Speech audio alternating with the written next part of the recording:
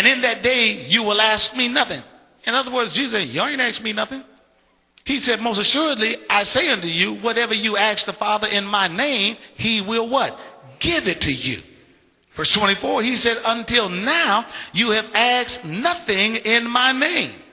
He said, ask and you will receive what? That your joy may be full. And I'm getting ready to close on this. It brings delight to the Lord to work on your behalf. It brings great pleasure to God to be able to fulfill his will in your life. You're not bothering him. You're not getting on his nerve. As a matter of fact, he gets disappointed in you when you ought to be asking him and you asking other folk who can't help you. The only reason you would do that is if you don't trust him and you don't have that relationship with him. But this year, 2012, somebody ought to be taking it up a notch. Somebody ought to be going to another level.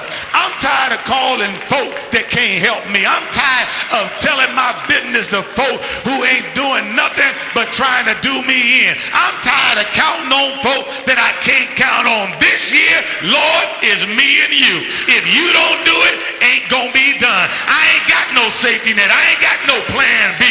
I ain't got no second plan. Either you gonna make the way or the way is not going to be made. But watch this. You've got to get so much faith until you trust him and say, if you don't make the way, I believe that you're going to give me strength to bear this thing until you change this thing. Is there anybody in here that's got faith in God to believe that if God won't change your situation, he'll change you?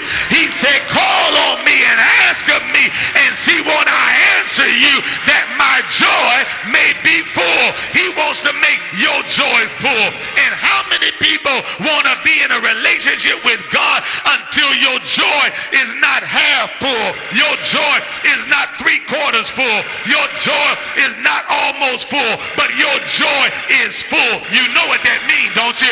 That means your joy is full that you don't care whether it's dark or whether it's sunlight. You don't care whether it's raining or whether it's sunshine. You don't care whether you working or whether you unemployed. That ain't got nothing to do with my joy, for the joy of the Lord is my strength. And I can have it when I'm sick. I can have it when I'm down. I can have it when I'm broke. I can have it when people are working against me. I can have it all the time. Tell that neighbor, he wants your joy to be full. Tell him, where's your joy level? Where is your joy level? Where is your joy meter? Amen. You got to get some joy. Yeah, Bishop, you don't know how rough it is. You don't know what I know. I know a whole lot of stuff that you don't know. I know. You look at me, I'm going through my troubles too. I'm going through my struggles too. I'm trying to pay bills just like you. I got tuitions got to be paid just like you. I got my challenges just like you. I'm going to get the joy of the Lord because that's what's going to help me to make it through these rough times. I ain't gonna get no crazy suicidal thoughts. You got to be kidding me. As good as God done been to me, you think I'm gonna let a spirit of depression set up on me? Shame on you if you let depression live up in your house. You gotta shake that thing off. Watch this and I'm in. Depression can't kill you. Depression cannot kill you. I'm going to say it again.